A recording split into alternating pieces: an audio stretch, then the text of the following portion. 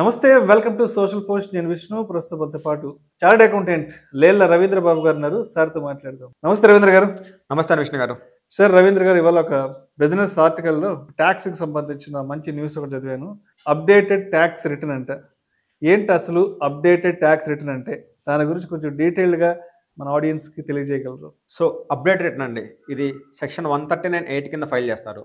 So నార్మల్గా ఏమైందంటే ప్రతి ట్యాక్స్ పేయరు ఇయర్ ఎండ్ అయిపోయాక next year regular 31st July లోపు ఇన్కమ్ ట్యాక్స్ రిటర్న్ ఫైల్ చేస్తారు. ఈ ఇయర్ ఎక్స్టెండ్గా అయింది కాబట్టి 15th సెప్టెంబర్ లోపు ఇన్కమ్ ట్యాక్స్ రిటర్న్ ఫైల్ చేస్తారు.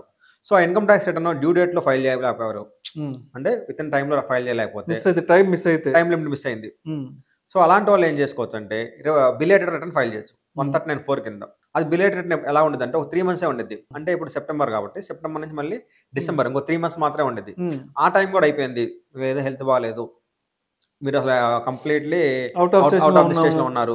సో 2 టైం ఫ్రేమ్స్ దాటిపోయారు, అంటే నార్మల్ టైం పీరియడ్ అయిపోయింది, అదేవిధంగా extended belated return filing time period అయిపోయింది. సో అలాంటి వాళ్ళకి గవర్నమెంట్ ఏర్పాటు చేసిన ఒక అవకాశం update return.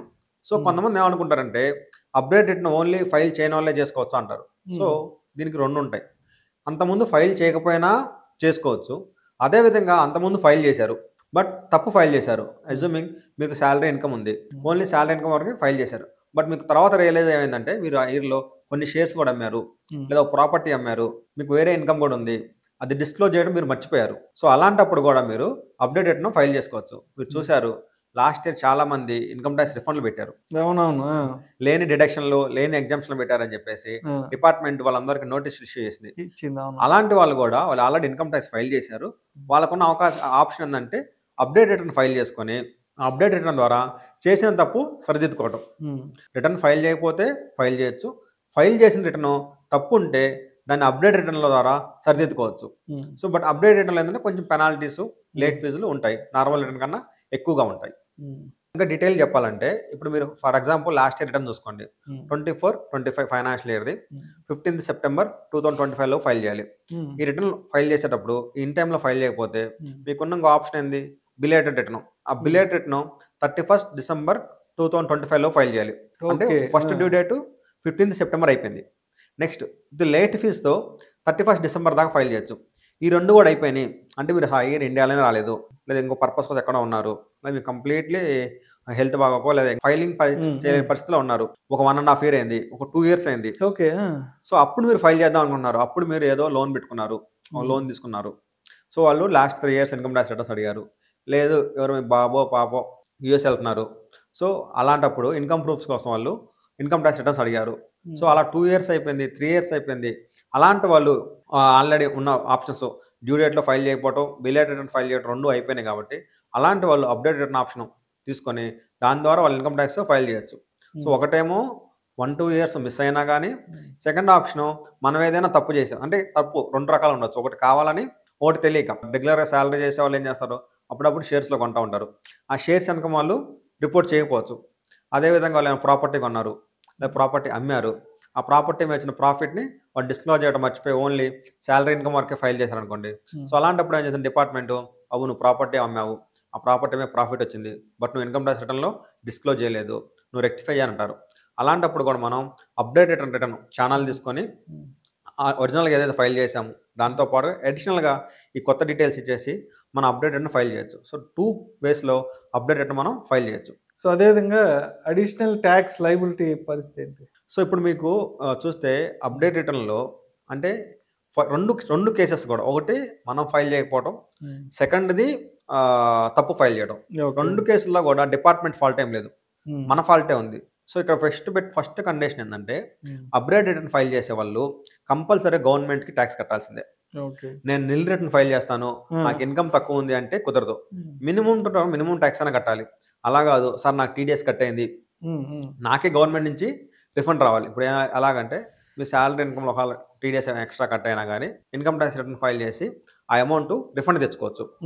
But update return ఎవరైతే ఫైల్ చేస్తున్నారో వాళ్ళకి రిఫండ్ రాదు, కంపల్సరిగా వీళ్ళే ట్యాక్స్ కట్టాలి. సో ట్యాక్స్ ఎంత కట్టాలనేది నార్మల్ రేట్స్ ప్రకారం మన ఇన్కమ్ ఎంత ఉంది ఆ స్లాబ్స్ ప్రకారం ట్యాక్స్ కడతాము. నెక్స్ట్ ఎంత పీరియడ్ లేట్ అవుతుంది అనేది ఇంపార్టెంట్. సో మీరు విత్ ఇన్ 12 monthsలో ఫైల్ చేస్తున్నారా, విత్ ఇన్ 24 మంత్స్లో ఫైల్ చేస్తున్నారా, విత్ ఇన్ 36 మంత్స్లో ఫైల్ చేస్తున్నారా, విత్ ఇన్ 48 మంత్స్ మీరు ఆ రిటర్న్ని ఫైల్ చేస్తున్నారని చూసుకోవాలి. అంతకుముందు విత్ ఇన్ 2 ఇయర్స్లో ఫైల్ చేయడానికి అవకాశం ఉండేది. రీసెంట్గా దాన్ని 4 ఇయర్స్ దాకా ఎక్స్టెండ్ చేశారు. So depending upon the time period బట్టి పెనాల్టీ మారుతూ ఉండేది. అంటే టైం పీరియడ్ బట్టి ఇంట్రెస్ట్ ఆటోమేటిక్గా వచ్చేసింది, ట్యాక్స్ ఆటోమేటిక్గా వచ్చింది, పెనాల్టీ మారుతూ ఉండిద్ది. సో పెనాల్టీ ఎలా అంటే ఫస్ట్ 12 మంత్స్ లోపు మీరు తప్పు తెలుసుకున్నారు, మిస్ అయ్యామని కానీ లేదా రాంగ్గా ఫైల్ చేసి తెలుసుకొని ఫస్ట్ 12 మంత్స్లో రెక్టిఫై చేశారంటే 25% పెనాల్టీ ఉండేది. నెక్స్ట్ 12 మంత్స్ అంటే విత్ ఇన్ 24 మంత్స్లో చేస్తే 12 మంత్స్ అయిపోయింది, సెకండ్ ఇయర్లో ఉన్నారు. సో విత్ ఇన్ 24 మంత్స్ అయితే 50% పెనాల్టీ. నెక్స్ట్ 3 ఇయర్స్లో తెలుసుకున్నారు తప్పు, లేదా 3 ఇయర్స్లో తవ్వకాల్లో బయటపడింది అనుకోండి, అలాంటప్పుడు చేయాలంటే 60% పెనాల్టీ. అంటే ఫస్ట్ 25%, తర్వాత డబుల్ 50%, తర్వాత 60%. అలా 4th ఇయర్లో తెలుసుకున్నాం. ఇది లాస్ట్ ఇయర్. ఇప్పుడు ఇన్కమ్ మీద డిస్క్లోజ్ చేయడం మర్చిపోయారు, ఇప్పుడు డిస్క్లోజ్ చేద్దాం అంటున్నారు. లేదా ఇన్కమ్ ట్యాక్స్ డిపార్ట్మెంట్ మీకు రిఫండ్ క్లెయిమ్ చేశారనో లేదా ఇంకో ఇష్యూ చేశారని చెప్పి మీకు నోటీస్ ఇష్యూ చేసింది. ఆ 4th ఇయర్లో చేస్తే మాత్రం 60% పెనాల్టీ.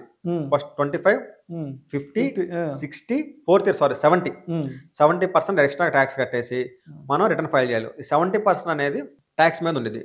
అజ్యూమింగ్ మనకు ఇన్కమ్ ట్యాక్స్ 100 రూపీస్ అనుకోండి, అంటే ఇన్కమ్ 1000 అనుకోండి, ఆ 1000 మీద ట్యాక్స్ ఒక 300 అనుకోండి, ఆ 300 మీద 70%, 300 ఇంటూ 70% అంటే 210 రూపీస్.